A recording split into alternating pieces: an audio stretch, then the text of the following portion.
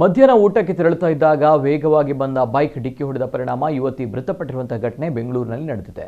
Doctor Rajkumar ರಸ್ತೆಯಲ್ಲಿ ನಡೆದಿರುವಂತಹ ದುರ್ಘಟನೆ ಇದು. 27 ವರ್ಷದ ಯೋಗೇಶ್ವರಿ ಮೃತಪಟ್ಟಂತಹ ಯುವತಿ.